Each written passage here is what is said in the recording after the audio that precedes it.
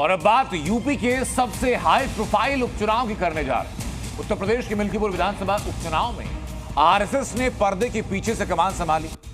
BJP उम्मीदवार को जिताने के लिए संघ के प्रचारक जुटे, तो उधर अखिलेश यादव ने मिल्कीपुर में सपा की विजय के लिए ईडी चोटी का जोर लगा दिया।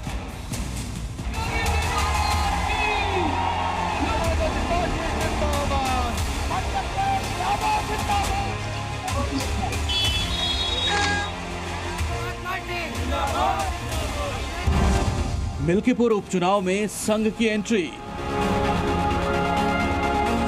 मिल्कीपुर में अखिलेश ने भी झोंकी ताकत।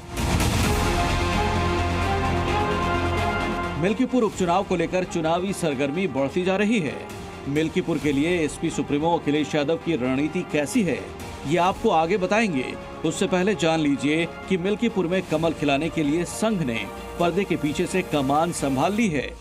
खबरों के मुताबिक मिल्कीपुर में संघ के प्रचारक सघन जागरूकता अभियान चला रहे हैं। समाज के प्रतिनिधियों के साथ संवाद तेज किया गया। संघ के प्रांत प्रचारक तक ने कमान संभाल रखी है। अब आपको बताते हैं कि मिल्कीपुर उपचुनाव में पर्दे के पीछे से संघ ने क्यों संभाली है कमान। इसके पीछे की वजह भी समझिए। इसे समझने के लिए हाल के विधानसभा चुनावों में आरएसएस की रणनीति और बीजेपी से संघ के बेहतर तालमेल को समझना जरूरी है। हाल के विधानसभा चुनावों पर नजर डालें तो बीजेपी और संघ की अच्छी ट्यूनिंग साफ दिखाई दे रही है। हरियाणा में बीजेपी की फिर सरकार बनी। राज्य में साल 2014 से भी ज्यादा सीटें जीती बीजेपी। वहीं महाराष्ट्र में विधानसभा चुनाव में बीजेपी का 132 सीटें जीतना 100 सीटों का आंकड़ा पार करने की हैट्रिक रही। इसके अलावा पिछले साल नवम्बर में हुए 13 राज्यों के 48 विधानसभा सीटों पर उपचुनावों में भी बीजेपी ने जबरदस्त जीत हासिल की। इसीलिए संघ ने बीजेपी को पर्दे के पीछे से जिताने पर काम शुरू कर दिया है।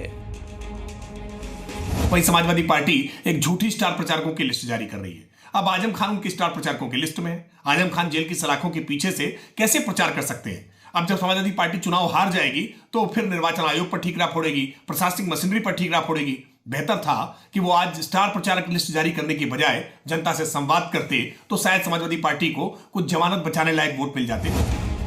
उधर एसपी ने भी मिल्कीपुर के लिए अपनी रणनीति साझा की है। खबर है कि एसपी सुप्रीमो अखिलेश यादव और उनकी पत्नी डिंपल यादव अपने उम्मीदवार के लिए मिल्कीपुर में चुनाव प्रचार करेंगे।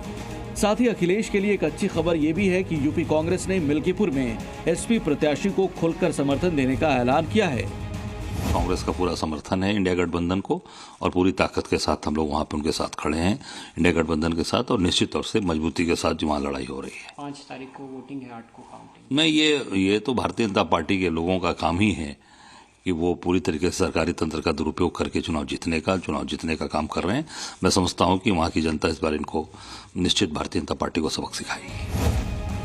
मिल्कीपुर उपचुनाव प्रतिष्ठा का विषय बन गया है। कांग्रेस और बीएसपी के मैदान में नहीं होने से लड़ाई मुख्यतः दो दलों एसपी और बीजेपी के बीच ही मानी जा रही है। ब्यूरो रिपोर्ट, जी मीडिया।